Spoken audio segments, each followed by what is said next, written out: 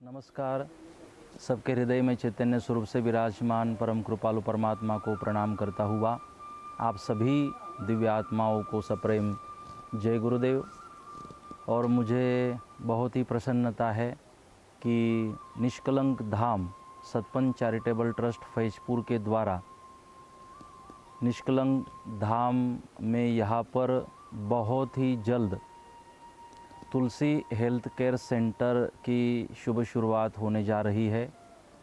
इस तुलसी health care centre का कार्य यहाँ पर प्रगति पथ पर है और बहुत ही जल्द कुछ महीनों में यह हेल्थ केयर सेंटर आप सबकी सेवा में उपलब्ध होगा। यहाँ पर हेल्थ केयर सेंटर के द्वारा हमारे सबके स्वास्थ्य के लिए, निरामय आयु के लिए कोशिशें की जाएगी। हेल्थ केयर सेंटर के द्वारा यहाँ पर इस विचारधारा से प्रेरित होकर कार्य किया जा रहा है कि पहला सुख निरोगी काया हमारा पहला सुख है और मैं मानता हूँ अंतिम सुख भी यही है, निरोगी काया। अगर हमारी काया निरोगी होगी, शरीर स्वस्थ होगा तो जीवन को जीने का आनंद भी हम प्राप्त कर सकते हैं। यहाँ पर शरीर स्वास्थ्य के लिए भी कार्य होगा और यहाँ पर मन स्वास्थ्य के लिए भी कार्य किया जाएगा। आयुर्वेद के द्वारा, नेचुरोपैथी के द्वारा, योग प्राणायाम के द्वारा और भी जो हमारे आयुर्वेद ने पंचकर्म हैं, जो भी हमारी मूल उपचार पद्धति है, उन उपचार पद्धतियों का उपयोग करते हुए अच्छा स्वास्थ्य और मानसिक स्वास्थ्य देने की कोशिश यहाँ पर हम कर रहे हैं। और यहाँ पर उन सेवाओं को देने के लिए अच्छी से अच्छी व्यवस्था देने की कोशिश ट्रस्ट के द्वारा यहाँ पर की जा रही है। आप सबको बहुत बहुत प्रणाम और सप्रेम जय गुरुदेव।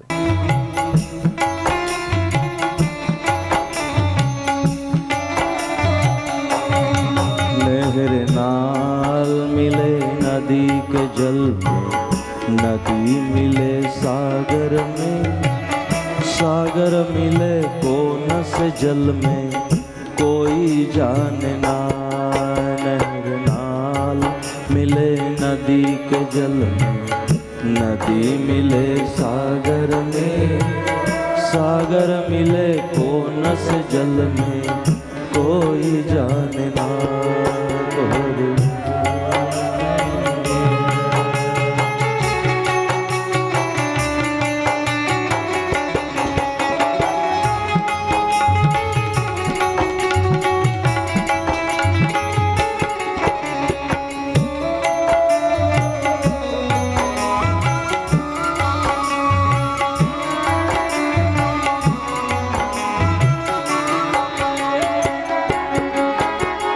कोई ऐसा संत बता दे, कोई ऐसा संत बता दे, जो भवतारण की राह बता दे, भवतारण की राह बता दे, जो भवतारण की राह बता दे, भवतारण की राह बता दे। जो बाह पकड़ना छोड़े, जो बाह पकड़ना छोड़े, ऐसा कोई संत मिले। जो बाह पकड़ना छोड़े, ऐसा कोई संत मिले।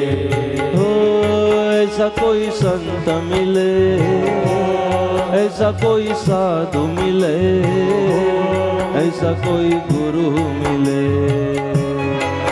मेरा तार प्रभु से जोड़े, ऐसा कोई संत मिले। मेरा तार प्रभु से जोड़े, ऐसा कोई गुरु मिले।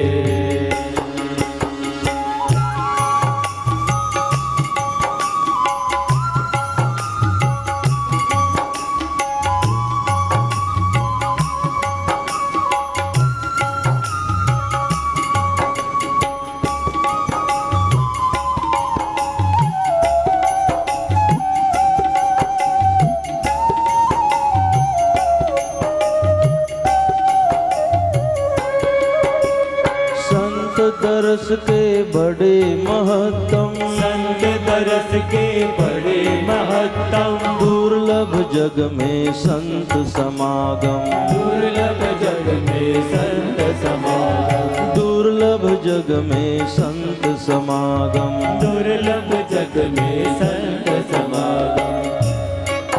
मेरे मन का रास्ता बोले, मेरे मन का रास्ता बोले, ऐसा कोई संत मिले। मेरे मन का रास्ता बोले, ऐसा कोई संत मिले। ओ ऐसा कोई संत मिले, ऐसा कोई साधु मिले, ऐसा कोई गुरु मिले। मेरा तार प्रभु से जोड़े, ऐसा कोई संत मिले। मेरा तार प्रभु से जोड़े, ऐसा कोई संत मिले, ऐसा कोई संत मिले, ऐसा कोई संत मिले, ऐसा कोई साधु मिले, ऐसा कोई साधु मिले, कोई गुरु मिले, ऐसा कोई गुरु मिले, ऐसा कोई संत मिले, ऐसा कोई संत मिले, ऐसा कोई संत मिले, ऐसा कोई संत मिले, ऐसा कोई संत मिले। ऐसा कोई संत मिले। ओम गुरु गुरुदेवा, जय गुरु गुरुदेवा। ओम गुरु गुरुदेवा, जय गुरु गुरुदेवा।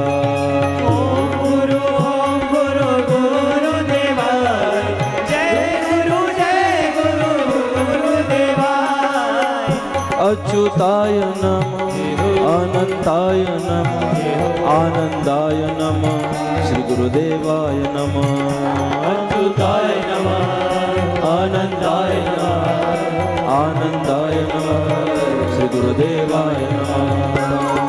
ओम गुरु गुरुदेवा, जय गुरु गुरुदेवा। ओम गुरु गुरुदेवा, जय गुरु गुरुदेवा।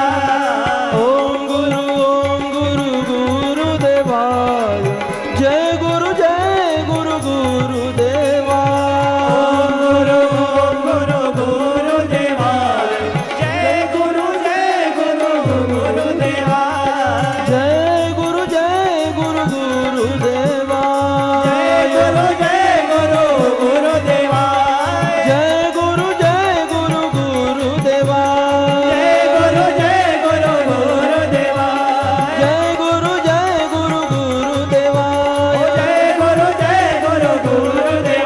सद्गुरु देव की।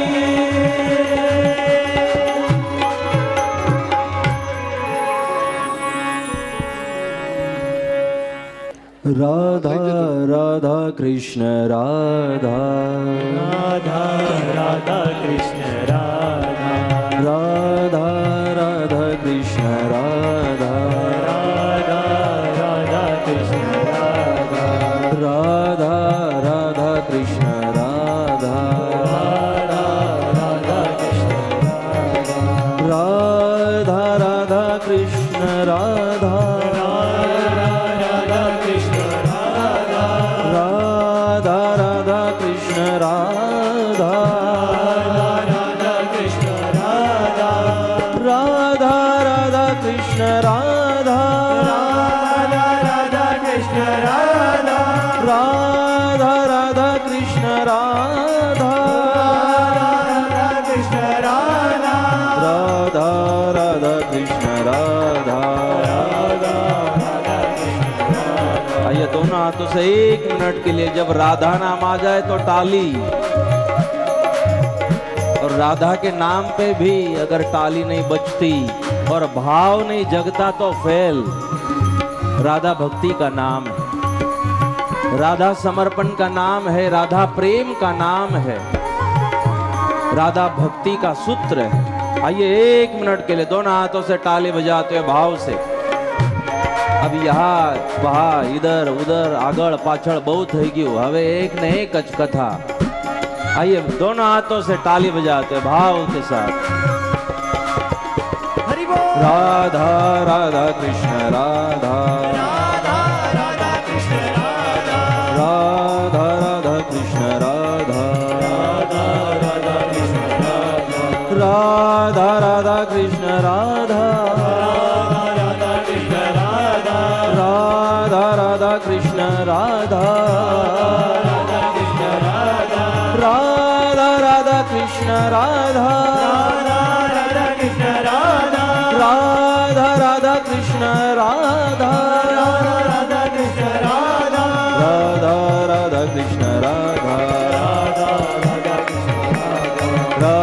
राधा कृष्ण राधा, राधा राधा कृष्ण राधा, राधा राधा कृष्ण राधा, राधा राधा कृष्ण राधा, राधा कृष्ण राधा, राधा कृष्ण राधा, राधा कृष्ण राधा, राधा कृष्ण राधा, राधा कृष्ण राधा। जय जय श्री राधे, जय जय श्री राधे, जय जय श्री राधे।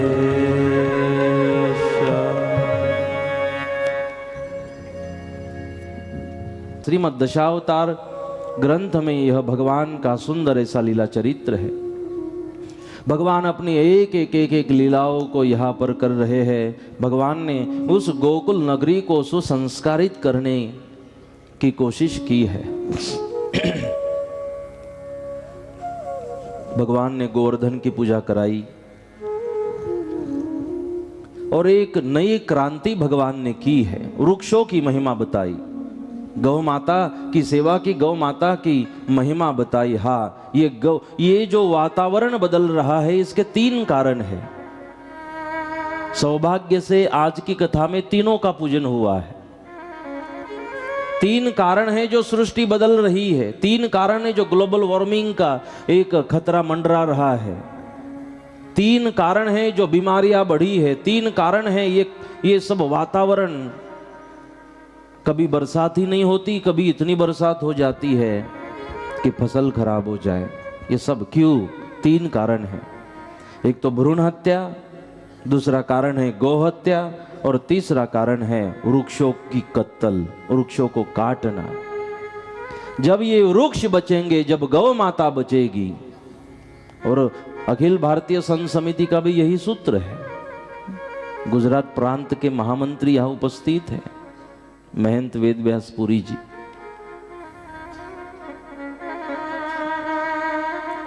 संत समिति भी इसलिए काम कर रही है कि गौ माता की रक्षा हो, गंगा की रक्षा हो, वृक्षों की रक्षा हो और ये जो भ्रूण हत्या है वो रुके। तो ये जो वृक्षों की कत्ल रुकेगी, गौ हत्या रुकेगी और भ्रूण हत्या रुकेगी, तब जाके स्थिरता।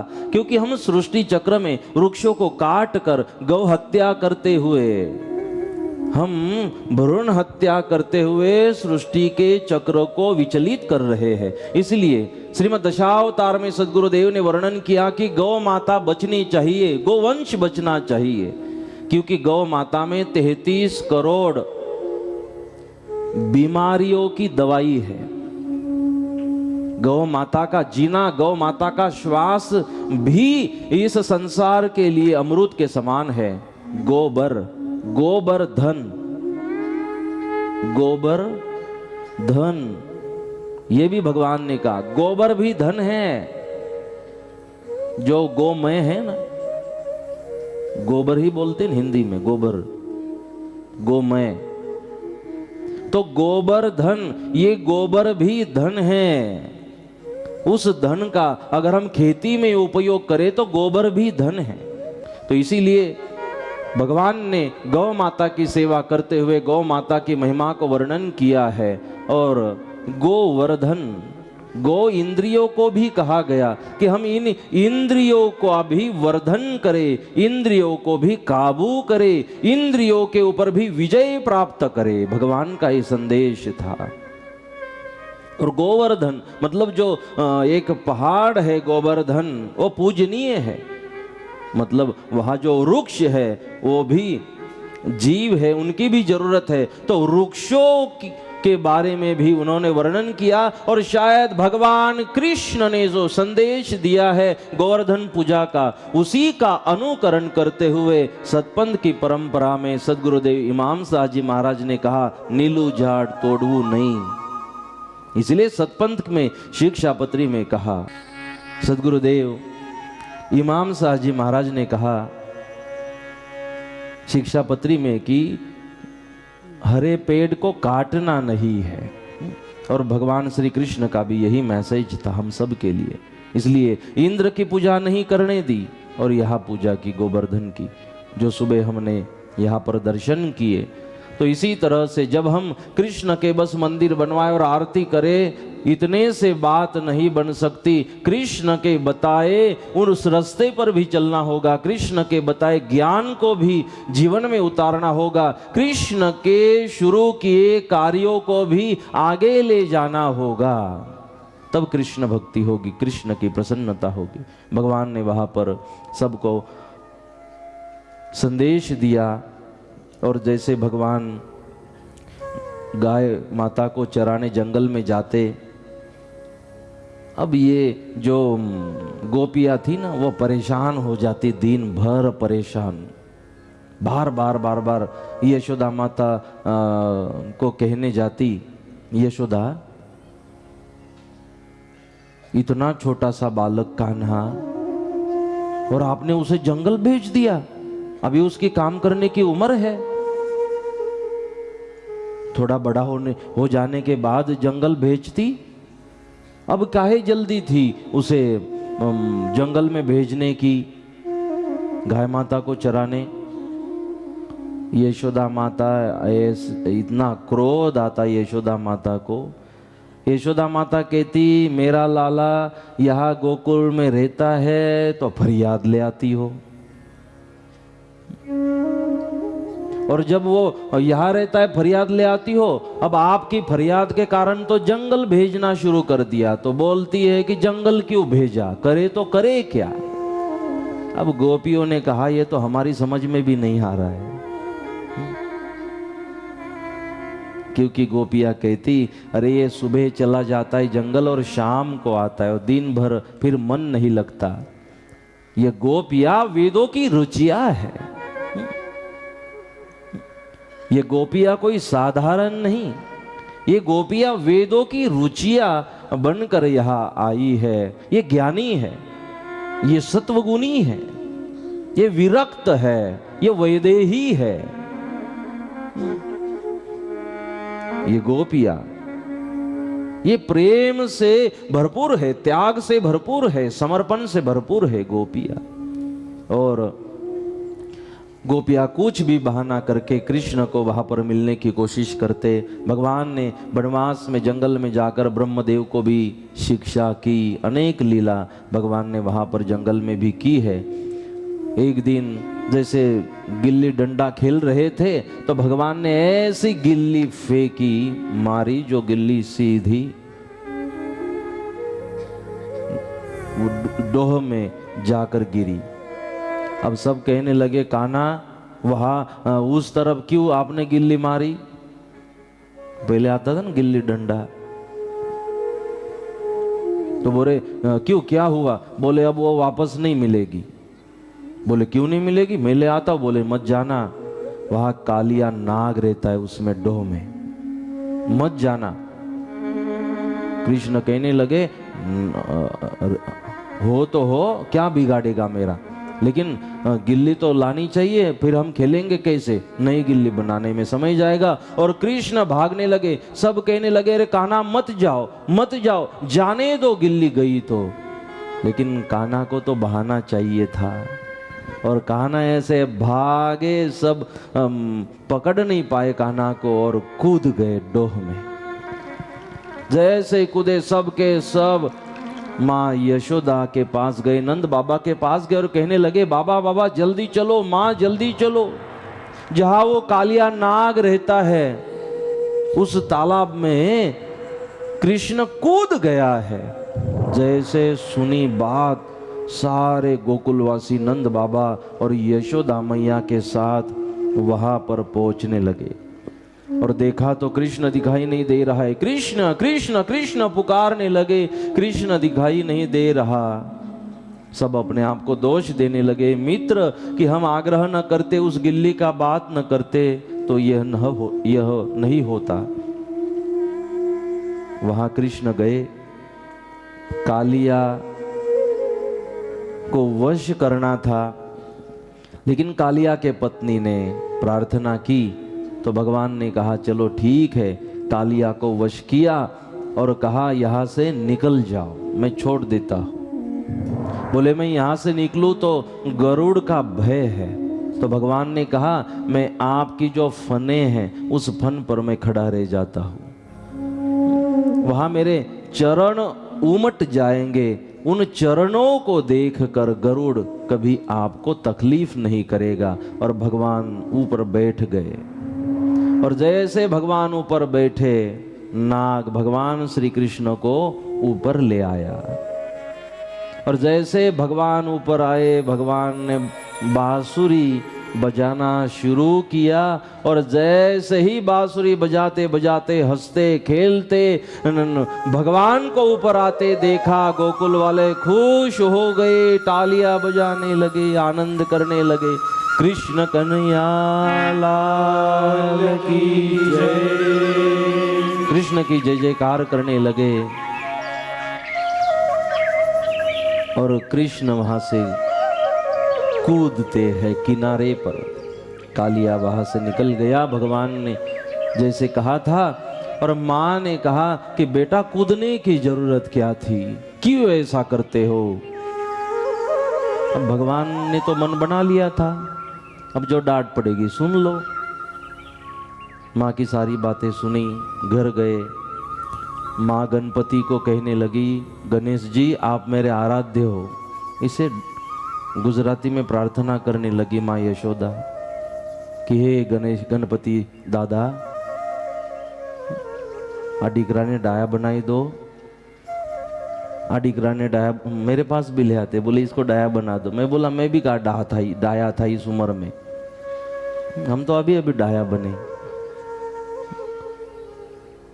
इस उम्र में तो हम भी धमाल करते थे। तो माँ कहने लगी कि इसको आप ठीक कर दो गणेश जी, अगर मेरा बेटा सुधर जाता है तो 108 मोदक बनाऊंगी आपके लिए। माँ चली गई, भगवान जाने लगे। गणेश जी ने, भगवान जा रहे थे ना तो वापस बुलाया, भगवान कृष्ण वापस बुलाया। बोले क्या है, कृष्ण पूछते हैं। बोले 8 दिनों के लिए तो शांत हो जा। बोले क्यों? बोले इज्जत का सवाल है। बोले आप शांत नहीं हुए तो यशोदा माँ की मेरे ऊपर श्रद्धाएं कम हो जाएगी, और आप शांत हो गए तो माँ कहेगी वाह मेरे भगवान तो प्रसन्न हो गए, मेरे पे खुश हो जाएगी माँ, 108 मोदक भी मिल जाएंगे। तो भगवान ने कहा चलो ठीक है। 8 दिन भगवान ने कुछ धमाल नहीं की। और माँ तो माँ होती है, माँ के मेरे तो गणपति दादा प्रसन्न हो गए और मेरी जो मानता बाधा थी ना पूरी हो गई। और गणपति जी के लिए 108 मोदक बनवाए। गणपति जी भी खुश, भगवान को कहा धन्यवाद इन 7-8 दिनों के लिए जो मुझे मदद की। और वापस भगवान ने वहाँ अपना कार्य शुरू कर दिया है। वहाँ पर एक जो भगवान का कार्य हुआ, जिसे बताने के लिए 7 दिन, जिसे बताने के लिए 10 दिनों की कथा भी कम पड़ती है, वो कार्य है रास लीला। भगवान ने वहां रास रचाई। रास का मतलब है रस। जहाँ भगवान पूर्ण पुरुषोत्तम वहाँ उपस्थित हो जाते थे, बांसुरी वादन करते थे और बांसुरी के उन स्वरों के द्वारा वहाँ पधारे गोपियों को अमृत प्राशन कराते थे, ब्रह्म ज्ञान की अनुभूति कराते थे। और यहाँ जिस प्रकाश स्वरूप भगवान की अनुभूति की बात हो रही थी, उस प्रकाश स्वरूप भगवान की अनुभूति भगवान कराते थे गोपियों को। और जैसे ही वो वहाँ रास शुरू हो जाती, भगवान वहाँ उपस्थित हो जाते, सारी गोपियाँ उस रास में पहुंचती, दौड़ी भागी वहाँ पहुंचती और फिर रास लीला भगवान वहाँ पर करते। इतनी रास की महिमा थी कि वहाँ पर माँ पार्वती, माँ उमा भी वहाँ जाकर रास लीला में सम्मिलित होती थी वृंदावन में। और वो कथा आपने भी सुनी है। एक बार शिव भोले भंडारी बनकर ब्रज की नारी बिरज में आ गए हैं, बिरज में आ गए हैं। पार्वती जी मना के हारी, ना माने त्रिपुरारी, बिरज में आ गए हैं, बिरज में आ गए हैं। कथा आपने सुनी है। अगर सम्मान का प्रोग्राम समय से हो जाता तो हम भजन भी सुनाते।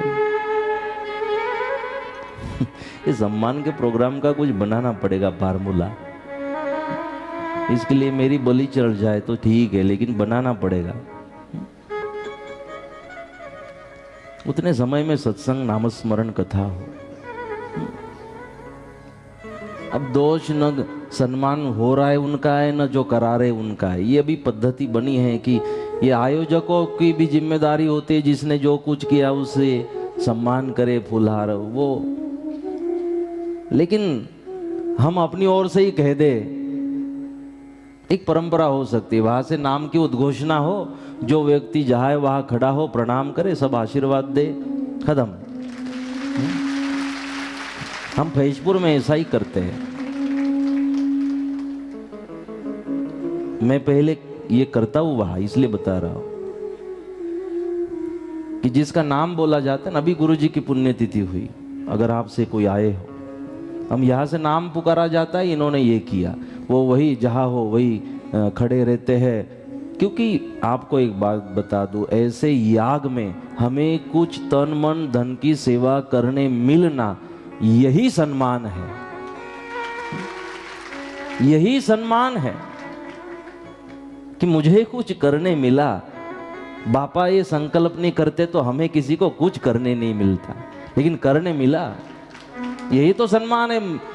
देखो एक बात हम भूल गए, वैसे तो बहुत बातें भूल गए। जब राम सेतु बन रहा था तो मैंने खिसकोली को बाकी रखा था, गिलिहरी को, कि मैं समय से आपको दूं, लेकिन आज भी समय कम है। भगवान नोट करते हैं, हमारी सारी बातों को नोट करते हैं। इसीलिए जब राम सेतु बन रहा था तो वो खिसकोली गिलिहरी वहां पहुंचती है कि इतना सब कार्य चल रहा है तो मैं बाकी क्यों रहूं, मैंने भी सेवा करनी चाहिए। और उसने, गिलिहरी ने वहां खिसकोली ने सेवा की। मैं ठीक है, मैं 11,000, 51,000, 1 लाख, 5 लाख नहीं दे सकती, मैं 500 तो दे सकती हूँ, लेकिन दूं, क्योंकि ऐसा याग चल रहा हो तो ये तो इसमें हिस्सा लेना मेरा सद्भाग्य है, मुझे कुछ करने मिलना मेरा सद्भाग्य है। और उसने किया। थोड़ी देर के बाद जब भगवान ने उसे देखा इन सेवा को करते करते, तो भगवान ने अपने गोद में बिठाया, उसके पीठ से उंगलियां घुमाई, आशीर्वाद दिया। आज भी जो खिसकोली, जो गिलिहरी जन्म लेती है, आज भी वो भगवान की उंगलियों के निशान लेकर जन्म लेती है। वो तो अलग थी खिसकोली, वो गिलिहरी एक ही थी, लेकिन अगर हम हृदय से, अगर समर्पण भाव से अगर कोई सेवा कर देते हैं, हम अकेले का नहीं, हमारी जाति का उद्धार भगवान कर देते हैं। जाति का, खिसकोली की जाति का उद्धार कर दिया, एक नहीं सारी खिसकोलियों को आशीर्वाद, जाति को। इसीलिए अब इस प्रोग्राम में जो आपका स्केड्यूल होगा वो करिए, सम्मान और जो भी है, लेकिन आगे सोचते हैं कि इसके बारे में कुछ करे।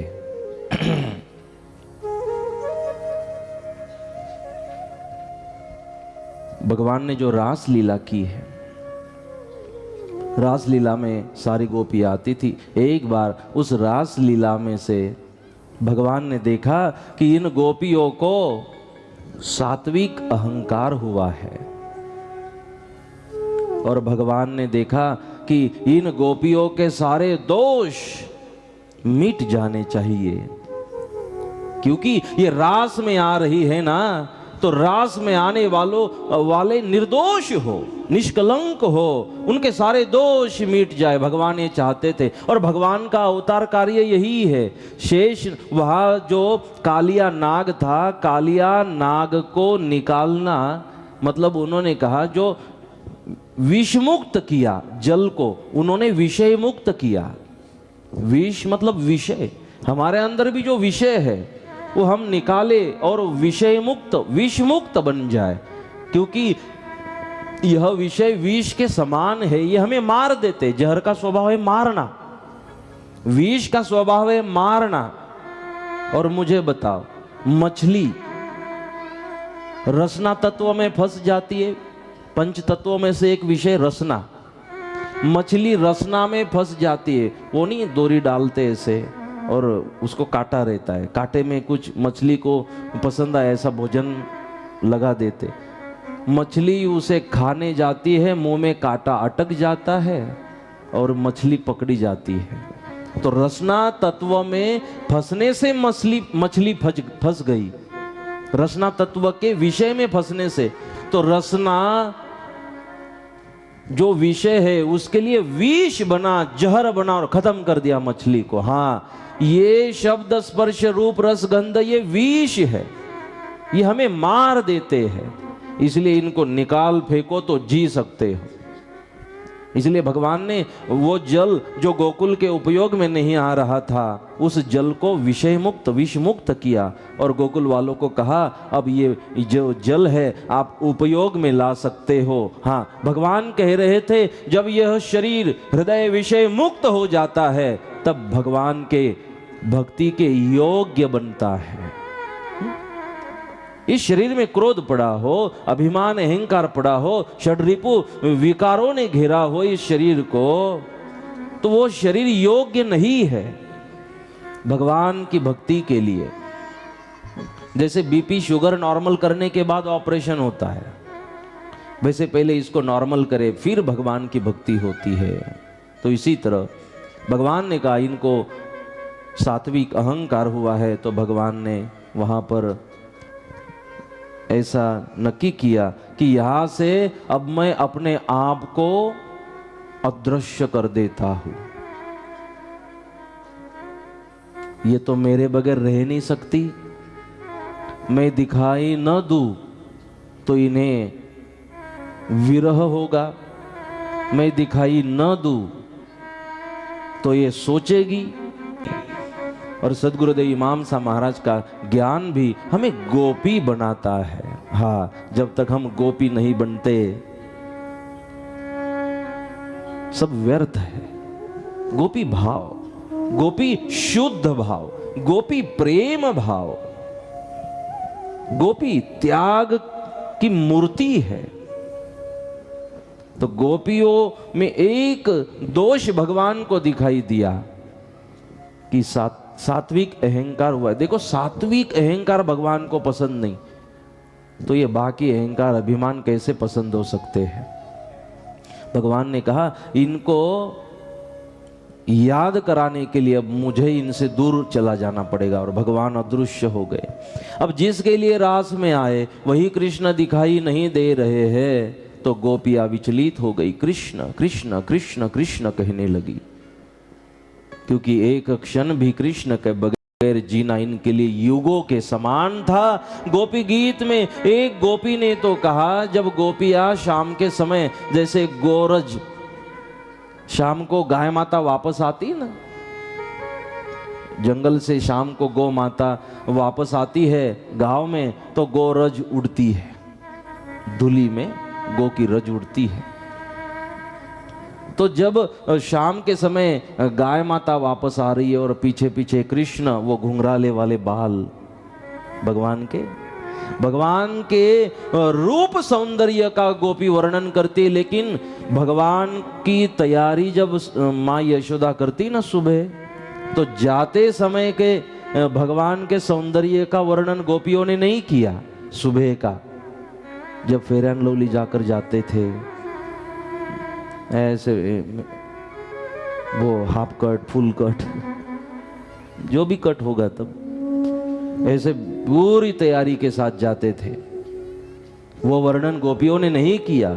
लेकिन गोपी गीत में भगवान के सौंदर्य का वर्णन है। जब शाम के समय गाय माता आगे चल रही है, पीछे हमारा कृष्ण, और वो वर्णन करती है वो घुंघराले बाल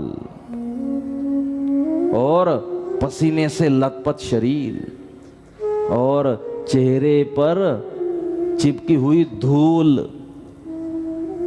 अब ये सौंदर्य दिखाई दे रहा है इनको, गोपियों को।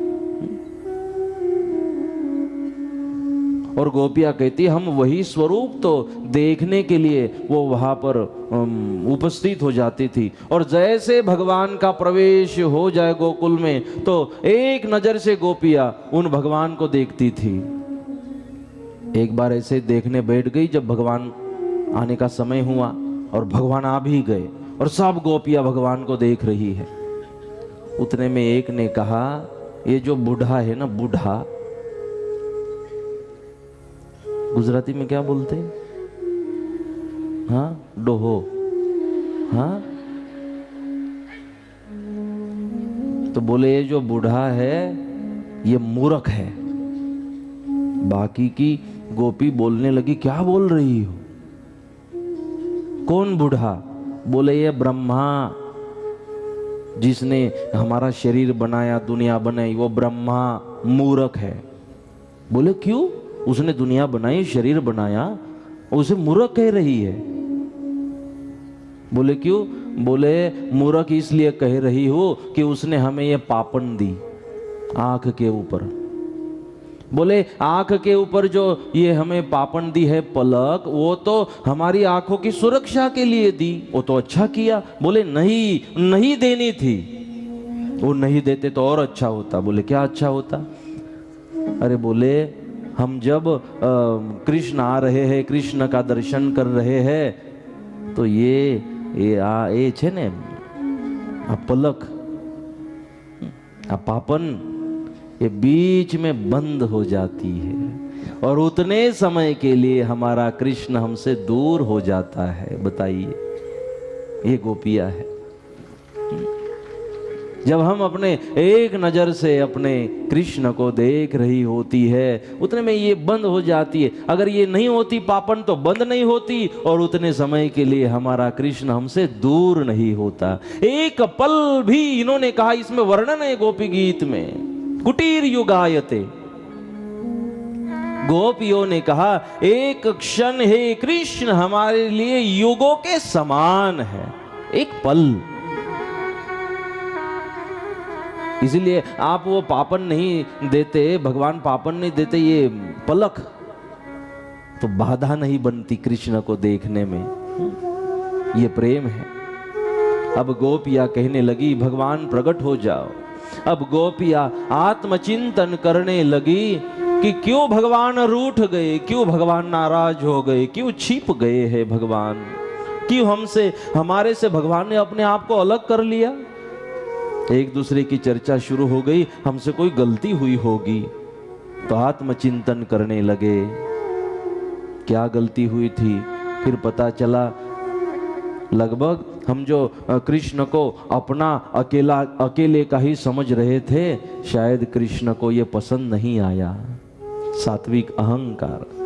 और फिर याद करने लगी हमारे में दोष कौन से है, क्यों भगवान नाराज हो गए, क्यों भगवान रूठ गए। और गोपियां कोशिश करने लगी मैं उन सारे दोषों को हम मिटाना चाहते हैं कृष्ण, लेकिन हमें आप चाहिए, हम आपके बगैर जी नहीं सकते। और फिर गोपियों ने भगवान को प्रकट करने के लिए वृंदावन में उस रास लीला में गोपी गीत का गायन किया है, भगवान की स्तुति की है, भगवान को प्रकट करने के लिए।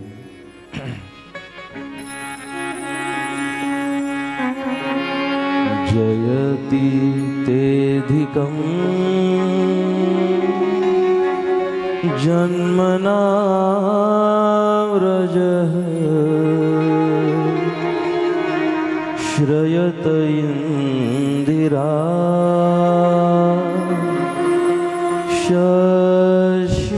शश्वदत्र हि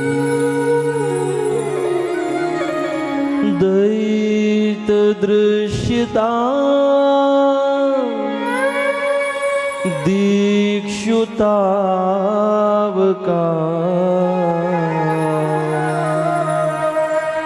त्वयि धृता सव स्वाम विचिन्वते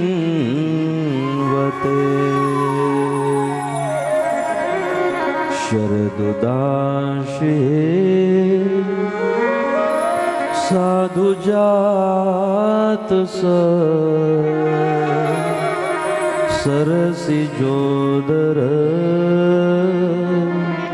श्रीमुषादृशा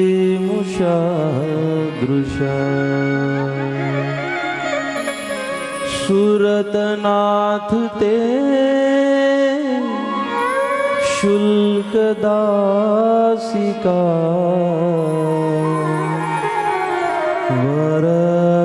वरदनिघ्नतो नेह किं वद। 19 श्लोक है।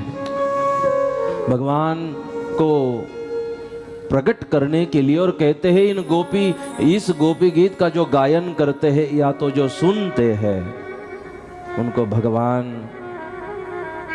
की अनुभूति होती है। गोप कृष्ण की महिमा, कौन है कृष्ण?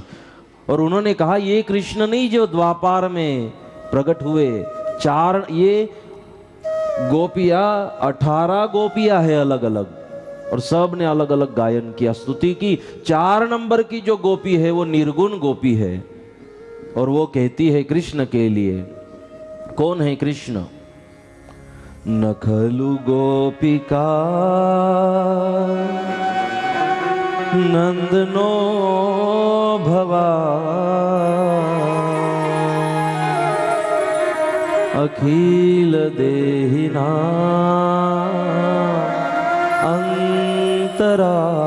अंतरात्मद्र विघ्न सारथि तो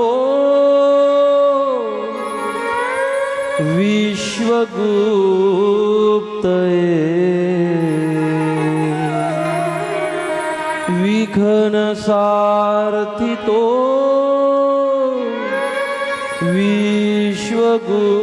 विश्वगुप्तये सखदेवा सात्वतां कुले। इस गोपी ने कहा कि यह जो कृष्ण है न खलु गोपिका नंदनो भवान, वो बस हमारा। अब इनकी अकल ठिकाने आई, पहले हमारा हमारा ही कह रही थी ना।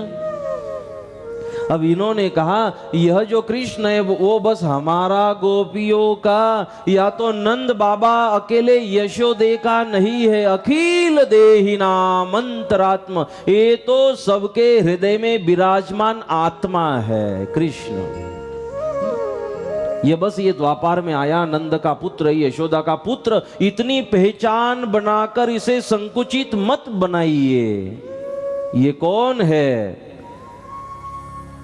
सच्चिदानंद रूपाय विश्वोत्पत्त्यादि हेतवे तापत्रय विनाशाय श्री कृष्णाय वयं नमः। इसमें सच्चिद और आनंद स्वरूप को कृष्ण कहा। ये द्वापार में जन्मे कृष्ण को वो कह रही है, क्या कृष्ण द्वापार में आया, हमारा कृष्ण पहले नहीं था? इन्होंने कहा ये ब्रह्म को कृष्ण कह रही है, ये सत को कृष्ण कह रही है, ये आत्मा को कृष्ण कह रही है। गोपियां, कृष्ण कौन है? तो गोपियों ने कहा ये देख रहा वही तो कृष्ण है, जो सुन रहा वही तो कृष्ण है, ये बोल रहा वही तो कृष्ण है। और जब कृष्ण साथ छोड़ देता है तो बोलना, दिखाई देना, सुनना बंद हो जाता है। तो आत्मा देव अवर देव नहीं दूजा। जैसे सदगुरुदेव ने कहा कि आत्मा ही देव है, गोपिया कह रही है हाँ ये आत्मा ही कृष्ण है। और उस कृष्ण का ध्यान गोपिया वहां पर कर रही है, प्रकट करने की कोशिश। अब इतनी स्तुति की है, बहुत गहरी स्तुति की है कृष्ण की, फिर भी प्रकट नहीं हो रहे। अब पता चला कि कृष्ण ने हमसे अपने आप को अलग क्यों किया, शायद हमसे कुछ गलती हुई है। अब हम गलती स्वीकार कर रहे हैं। भगवान रूठ जाने के बाद मान जाना भी तो जरूरी है। भगवान को प्रार्थना करने लगी, फिर इतनी पगला गई, सर पटकने लगी, कोई पागल हो गई, कोई हंसने लगी, कोई रोने लगी, कोई पेड़ों को आलिंगन देती, कृष्ण पक्षियों को पूछते, पत्थरों को पूछते, पेड़ों को पूछते, हमारा कृष्ण, हमारा कृष्ण। और फिर गोपिया कहने लगी अरे कृष्ण इसलिए अब प्रकट हो जाओ कि अब आप दिखाई नहीं दे रहे, हृदय तड़प रहा है, आंखें रो रही है, आंखें तरस रही है। अब हमें बहुत बहुत बहुत वेदनाएं हो रही है। कृष्ण औषधि लेकर आइए, आप खुद वैद बनकर आइए। हमारा जो दर्द है उस दर्द की दवाई कृष्ण आप हो, आप आइए, आपके आने से हमारा दर्द, हमारी बीमारी मिट जाएगी। कृष्ण प्रकट हो जाइए, प्रार्थना करने लगी। और गोपियां कहने लगी अरे कृष्ण इसलिए आ जाइए, आपके दर्शन नहीं हो रहे तो हमें तकलीफ हो रही है, और हमें तकलीफ में देख कर हे कृष्ण आपको ज्यादा तकलीफ हो रही होगी, वो हम नहीं चाहते। ये प्रेम लक्षणा भक्ति है। गोपियां कहने लगी इसलिए आइए कृष्ण कि हमें तकलीफ हो रही, और हमारी तकलीफ हमें पता है हमारे कृष्ण को सहन नहीं होगी, और कृष्ण हम तकलीफ करते हुए आपको तकलीफ नहीं देना चाहते, इसलिए तो आइए। ये गोपियां है। और गोपियों का इस भाव देखते हुए फिर भगवान वहां पर प्रकट होते हैं और गोपियों को दर्शन देते हैं। गोपियों ने माफी मांगी है। जब हम निर्दोष हो जाते हैं, आत्मचिंतन करते हैं, तो भगवान की कृपा मिलती है। भगवान का लीला चरित्र यहाँ गोकुल में हुआ है। और जैसे ही पहले श्लोक का हमने स्मरण किया तो जयति शब्द से इस गोपी गीत, गोपी भाव, भगवान के स्तुति की शुरुआत है। गोपियों ने कहा जयति तेधिकम जन्मना व्रज। गोपियों ने कहा इस वृंदावन की जय जयकार हो गई। कृष्ण उस दिन जन्मना ब्रज, जब आपका जन्म ब्रज में हुआ उसी दिन गोकुल की जय जयकार हो गई। अब जयति शब्द का प्रयोग है, जय जयकार। तो गोपियों ने कहा क्यों जय जयकार हो गई? क्योंकि पूरे धरती पर गोकुल ही तो ऐसा है जो सबको नचाता है, वो नाच रहा है। जो सबको सबके कान पकड़ता है वो कान पकड़वा रहा है गोकुल में आकर। इसलिए हमारी तो जय जयकार हो गई, गोपियां कह रही है। और दूसरा भाव गोपियों का है, जिसके जीवन में भगवान के प्रति, जिसके हृदय में भगवान के प्रति प्रेम प्रकट हो जाए, उसकी जय जयकार हो जाती है। तो रास लीला का वर्णन बहुत ही बढ़िया है। अनेक लीला वो को भगवान वहां करते हैं।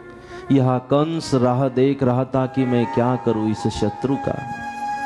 वह धनुर्या का आयोजन किया और अक्रूर जी को लेने भेजा। जैसे अक्रूर जी गोकुल में पहुंचते हैं, गोकुल में पहुंचकर अक्रूर जी कहने लगे नंद बाबा को कि हमें कंस ने भेजा है कृष्ण को लेने। माँ यशोदा ने बात सुनी। माँ यशोदा नंद बाबा मना करने लगे, हम अपने कृष्ण को, लाला को कैसे भेज सकते हैं मथुरा, मना कर दिया। अक्रूर ने कहा कि हमें तो आज्ञा का पालन करना होगा, कृष्ण को ले जाना होगा। लेकिन माँ यशोदा मना कर रही है। उतने में कृष्ण वहाँ पहुँचते हैं और कृष्ण ने कहा कौन बातें चल रही है, क्या हमें मथुरा जाना है, आप हमें लेने आए हो, चलिए हम तो मथुरा जाना चाहते हैं और कब से हम तो राह देख रहे थे मथुरा जाए, हम मथुरा चलना चाहते हैं, कब निकलना होगा, क्या हम तैयारी करें। अक्रूर जी से कहने लगे और फिर याद आया, अरे मैंने बोलने में उतावड़ कर दी, जल्दबाजी कर दी, क्योंकि याद ही नहीं रहा कि माँ का क्या होगा, माँ क्या सोचेगी। और पीछे मुड़कर माँ को देखा, माँ यशोदा को, माँ यशोदा के आंखों में आंसू देखे। लाला माँ की गोद में जाकर बैठता है, माँ गोद से दूर करती है कान्हा को। कान्हा पूछने लगे माँ क्यों, क्या हुआ। माँ कहने लगी जाना है ना मथुरा, कान्हा जाओ। माँ मेरी जिम्मेदारियों को तो मुझे निभाना होगा, मुझे जाने दो, मुझे जाना चाहिए। मैंने कब मना किया। और कान्हा मैं मना करने वाली कौन होती हूँ, ऐसा तो मत कहो माँ। अरे कान्हा मुझे लग रहा था कि मेरे बगैर कान्हा रह नहीं सकता, और आप तो एकदम माँ को छोड़ने तैयार हो गई कृष्ण। ठीक है, शायद हम आपके पीछे पीछे लकड़ी लेकर भागे, आपको उसका क्रोध आया होगा, आपको बुरा लगा होगा कृष्ण। कृष्ण कहने लगे ऐसी बातें क्यों कर रही हो माँ, ऐसा नहीं है। हाँ कृष्ण, मैंने कृष्ण आपको बांध रखा था, इसका तो बुरा नहीं लगा। कृष्ण मैंने जंगल में गाय माता को चराने भेजा था, उसका तो बुरा नहीं ना लगा। कृष्ण कहने लगे माँ ऐसी कोई बात नहीं है, मेरे मन में ऐसा कुछ नहीं है। तो क्यों जा रहे हो कृष्ण, इस माँ को छोड़कर क्यों जा रहे हो।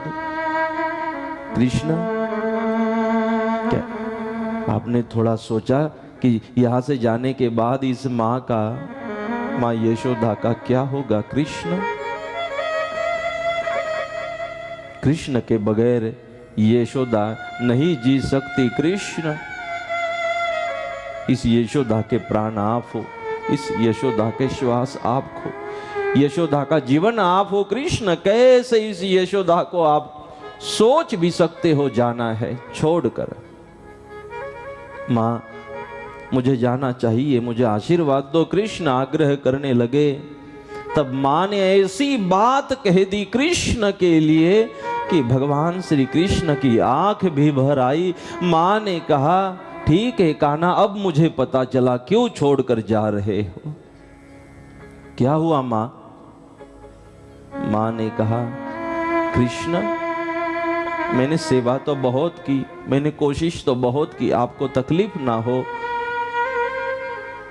लेकिन मैंने आपको जन्म नहीं दिया ना कृष्ण। शायद इसीलिए आप इस माँ को छोड़कर जा रहे हो। कृष्ण की आग भर आई। माँ क्यों ऐसा सोचती हो। माँ जन्म ना दिया हो, लेकिन माँ आपने मेरे लिए जो किया है उसकी मैं कीमत नहीं चुका सकता। क्यों ऐसा भाव मेरे लिए मन में ला रही हो। माँ को प्रार्थना करने लगे, बाबा को प्रार्थना करने लगे कि ऐसा ना बोलो, ऐसा ना करो, मुझे जाना चाहिए। माँ तैयार हो गई। माँ ने कहा ठीक है कान्हा, आप मान नहीं रहे हो, मेरी एक विनती तो मानो।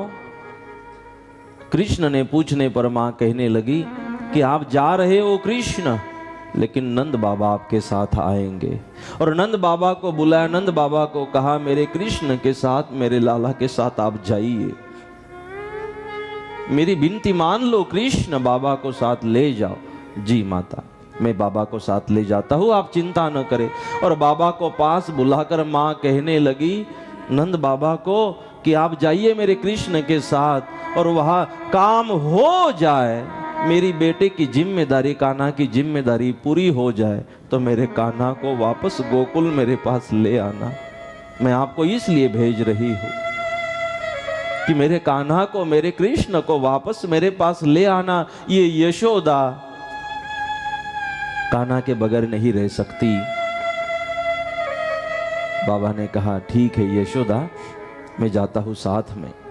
और जैसे तैयारी होने लगी, एक गोपी ने देखा, ये सुना, भागती भागती गई, बाकी गोपियों को कहने लगी जल्दी चलिए, अगर देरी हो गई तो कृष्ण गोकुल छोड़कर चले जाएंगे। मैंने अपने कानों से सुना है। बाकी गोपियां उसे पागल कहने लगी, क्या बोल रही हो, कृष्ण कैसे गोकुल छोड़ सकते? बोले चलिए, जल्दी चलिए। जब गोपियां वहां पर पहुंची तो सचमुच कृष्ण बाहर निकल चुके थे, रथ खड़ा था, अक्रूर खड़े थे। गोपियों ने पूछा कृष्ण कहाँ जा रहे हो, क्या ये गोपी बोल रही वो सच है? कृष्ण ने कहा हाँ, गोपी सच कह रही है, मैं मथुरा के लिए प्रस्थान कर रहा हूं। गोपियां गिर पड़ी चरणों में कृष्ण के, और कृष्ण को कहने लगी लेकिन क्यों कृष्ण, कारण क्या है इन गोपियों को त्यागने का, हमसे दूर जाने का कारण क्या है कृष्ण? हमसे कौन भूल हुई? ये वह गोपियां है, जब भगवान जंगल में जाते ना गाय माता चराने, तो भगवान से पहले गोपियां जंगल में पहुंचती और भगवान के कोमल चरणों में तकलीफ ना हो कांटे उठा लेती, पत्थर उठा लेती, उस जंगल में वो घास काट देती, घास के नीचे के जो तृण है कठोर, उनको भी काट देती, हमारे कृष्ण के चरणों को तकलीफ ना हो। ये गोपियां है। गोपियां कहने लगी क्यों जा रहे हो कृष्ण, हमसे कौन भूल हुई? कृष्ण कहने लगे कोई भूल नहीं, मेरी जिम्मेदारियों से मुझे जाना चाहिए। गोपियां रोने लगी, कहने लगी हे कृष्ण रुक जाइए, अगर हम यहाँ फरियाद लेकर आते थे वो आपको पसंद नहीं है तो आज के बाद हम फरियाद लेकर माँ यशोदा के पास नहीं आएंगे कृष्ण, लेकिन मत जाओ। और कृष्ण हम फरियाद लेकर नहीं आते थे, हम फरियाद लेकर माँ के पास नहीं आते थे कृष्ण, हम तो फरियाद का बहाना बनाकर कृष्ण आपको देखने आते थे, आपको देख लेते थे, जी भर देख लेते थे अपने कृष्ण को और आनंद की अनुभूति करते थे।